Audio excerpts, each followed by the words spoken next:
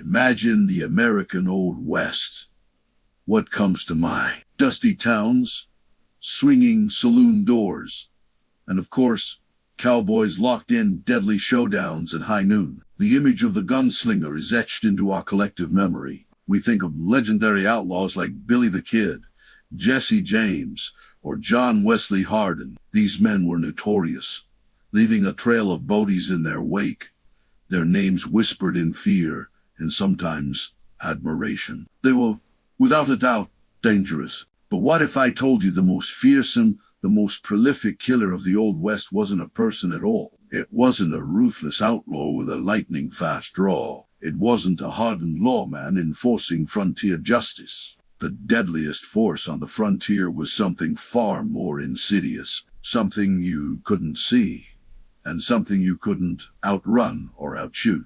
Today, we're pulling back the curtain on the romanticized myths to reveal the true #1 killer of the Old West.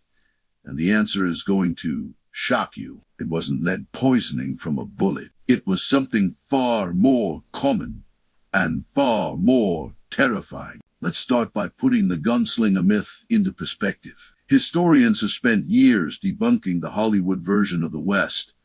While gunfights certainly happened, they were nowhere near as common as movies would have us believe. The average wild cow town might see only 1 or 2 homicides a year. Even a famously violent place like Tombstone, Arizona, during its most turbulent year, only recorded about 5 killings. Compare that to the death toll from our real culprit. This silent killer claimed victims in the thousands, stalking every man, woman, and child, from the richest cattle baron to the poorest miner.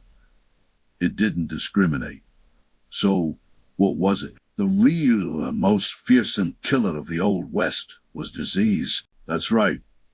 Sickness and infection. It sounds mundane, almost boring compared to a shootout, but the reality was anything but. Life on the frontier was a constant battle against an invisible army of bacteria and viruses. And it was a battle people were losing badly. Let's break down the main culprits. First up, we have what was known as consumption, what we now call tuberculosis. This was a slow, agonizing disease that ravaged communities. It spread easily in crowded, poorly ventilated spaces like cramped log cabins, boarding houses, and mining camps. People would cough relentlessly, waste away, and there was no cure. It was a death sentence that could linger for years. Then there was cholera. This was the exact opposite of tuberculosis.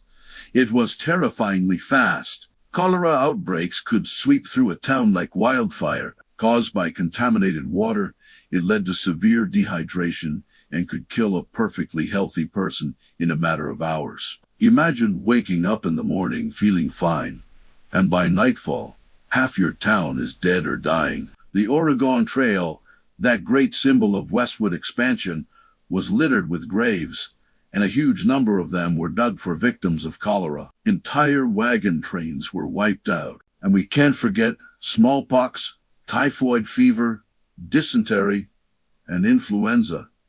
These weren't just childhood illnesses, they were deadly threats. Sanitation was practically non-existent by modern standards. People drank from the same rivers where they dumped their waste.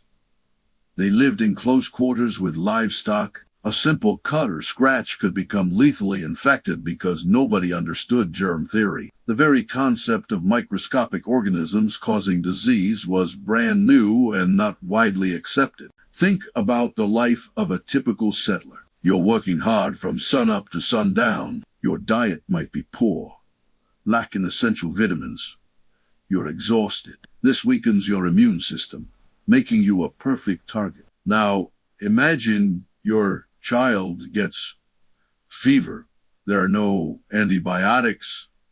There are no emergency rooms. The local doctor, if you're lucky enough to have one, might rely on treatments like bloodletting or mercury, which often did more harm than good. The feeling of helplessness must have been overwhelming. This reality paints a much grimmer, but also a much more realistic picture of the West. It wasn't about the thrill of adventure and danger around every corner. For most, it was about the daily, grinding struggle for survival against the elements and, most of all, against disease. The constant threat wasn't from a masked bandit, but from the water you drank or the air you breathed. Even the famous outlaws weren't immune. In fact, many of them died from illness rather than violence. Doc Holliday, one of the most famous gunslingers in history, didn't die in a blaze of glory at the Oka Corral.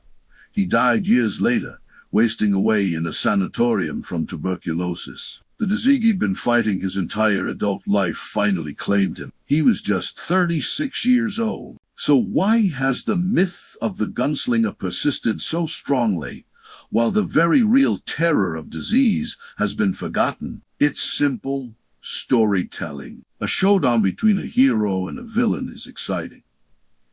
It's dramatic.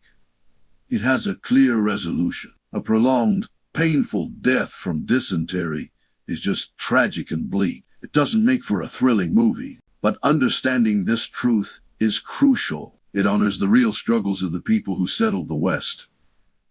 Their courage wasn't just about facing down outlaws. It was about facing down the terrifying uncertainty of life and death every single day. It was about burying a child lost to fever and finding the strength to carry on. It was about building a community in a place where the biggest threat was an invisible one. So the next time you watch an old Western and see the Lone Rider silhouetted against the sunset, remember the real story.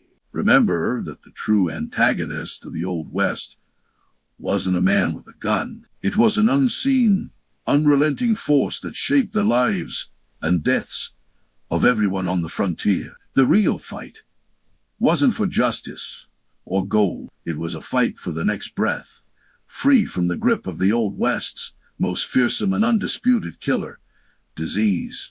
Thank you so much for watching. It's fascinating to peel back the layers of history and find the truth, isn't it? If you found this video interesting, please give it a thumbs up and consider subscribing to the channel for more deep dives into the real stories behind the myths. Hit that notification bell so you don't miss our next video. We'll see you in the next one.